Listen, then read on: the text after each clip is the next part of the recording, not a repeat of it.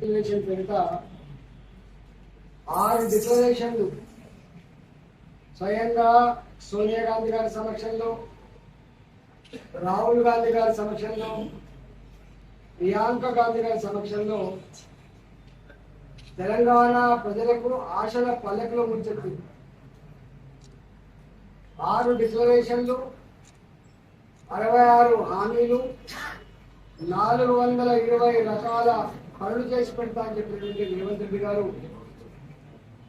ముఖ్యమంత్రిగా ప్రమాణ స్వీకారం చేస్తా, తెల్లారే సంతకం పెడతా, ఇవన్నీ మీకు అమలు చేస్తా అని చెప్పినటువంటి ముఖ్యమంత్రి గారు ఒక్క బస్సులలో ఉచిత ప్రయాణం తప్ప ఏ ఒక్క హామీ కూడా అమలు చేయలేదు. ఇవాళ మొట్టమొదటిసారిగా ఆంధ్రజ్యోతి పత్రికలు చూసిన వైద్యం కుంటుపడ్డది అనేటువంటి వార్త. 6 నెలలుగా వైద్య శాఖలో పనిచేసేటువంటి అవుట్సోర్సింగ్ ఉద్యోగులకు జీతాలు లేవనేటువంటి వార్త చూసిన. మందులకు డబ్బులు లేవు, టెస్ట్లకు డబ్బులు లేవు, జీతాలకు డబ్బులు లేవు. ఒక్క మాటలో చెప్పాలంటే తెలంగాణ రాష్ట్రంలో సంక్షేమం కానీ, వైద్యం కానీ, కనీస సౌకర్యాల కల్పన కానీ ఇవాళ మొత్తం కొనబడింది. ప్రజలు చర్చించుకుంటారు, పెయిన్ అమ్మింది పోయబడ్డామా, తుంపెత్తేసి ముద్దెత్తుకున్నామా అనేది ఆలోచన చేస్తా ఉంటారు.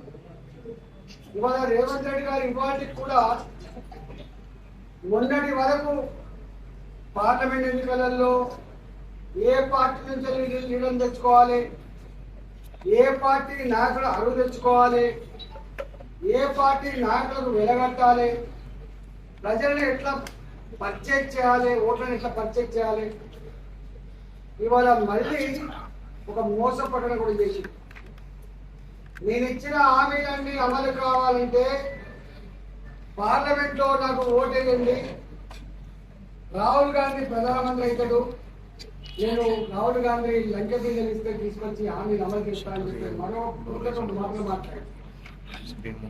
రేవంత్ రెడ్డి గారి హామీలు ప్రజలు నమ్మకపోతే చివరి అస్త్రంగా 2 లక్షల రూపాయలు రుణమాఫీ చేస్తా రైతులారా దేవుని సాక్షిగా అని చెప్పి దేవుళ్ళ మీద ప్రమాణం చేసే స్థాయికి దిగజారిండు రేవంత్ రెడ్డి గారు.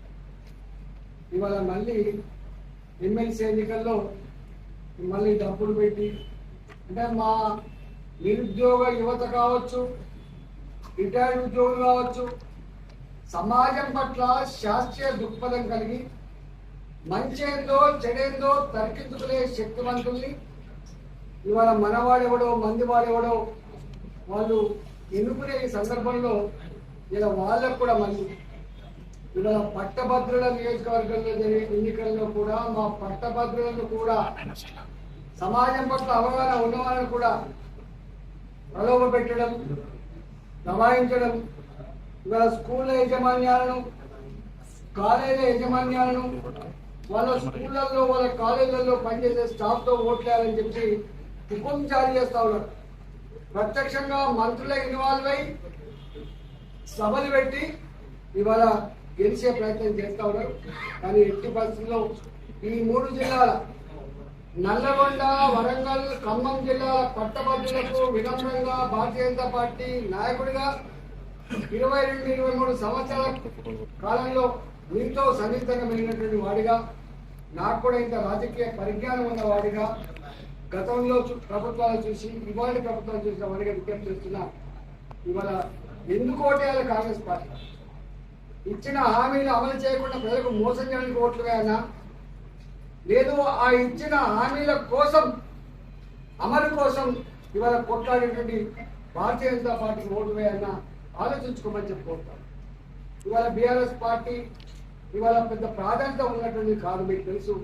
ఇక్కడ వాళ్ళ ప్రాధాన్యత లేదు. వాళ్ళు ఇవాళ కౌన్సిల్లో కూడా వాళ్ళ ప్రాధాన్యత ఆస్కారం లేదు. కాబట్టి ఇవాళ నిరుద్యోగ సమస్యల మీద కావచ్చు, అవుట్ సోర్సింగ్ ఉద్యోగుల సమస్య మీద కావచ్చు, ఇవాళ రిటైర్డ్ ఉద్యోగుల సమస్య మీద కావచ్చు, పట్టభద్రుల సమస్య మీద కావచ్చు, ఇవన్నిటి మీద శాసన మండలిలో ప్రస్తావించగలిగే శక్తి, ఆ నైపుణ్యం ఆ అనుభవం ఇవాళ ప్రేమేందర్ రెడ్డి గారికి మాత్రమే ఉంది కాబట్టి, భారతీయ జనతా పార్టీకే ఉంది కాబట్టి మీరు ప్రేమేందర్ రెడ్డి గారిని భారతీయ జనతా పార్టీ ఇవాళ గొప్ప మెజార్టీతో గెలిపించి ఇవ్వండి.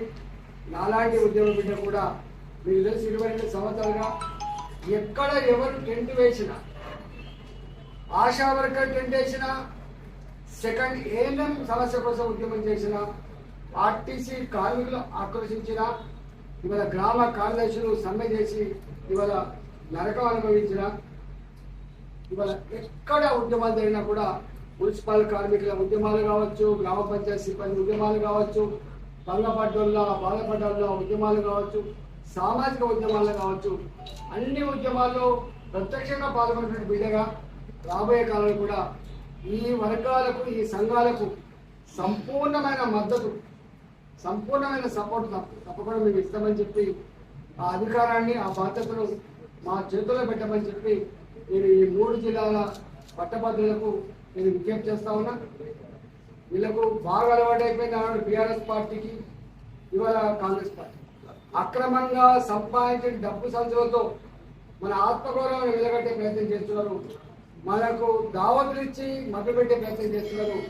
ఈ దావతులకు, ఈ ప్రలోభాలకు, ఈ పర్చేస్కి తెలంగాణలో చెల్లుబాటు కాదని వీళ్ళకు చెంప చెల్లుమనిపించేటువంటి గొప్ప తీర్పులు ఇవ్వాలని చెప్పి నేను పట్టభద్రులు వినమ్రంగా విజ్ఞప్తి చేస్తాను. రాష్ట్రంలో పార్లమెంట్ స్థానాలు బీజేపీ మాకు ప్రజల నాడిని బట్టి, ప్రజల వేసినటువంటి ఆ తీరును బట్టి మేము మొన్న ఊర్లో తిరుగుతున్నప్పుడు అన్న మీకు మేము ఓటు వేసినాం, మీకు మేము ఆశ్చర్యపోతాం, నల్లగొండ లాంటి ప్రాంతాల్లో కూడా మీకు ఓట్లు వేసినా మీకు వెళ్తారని చెప్పే మాట వింటేనే అప్పుడపడిపోతాను.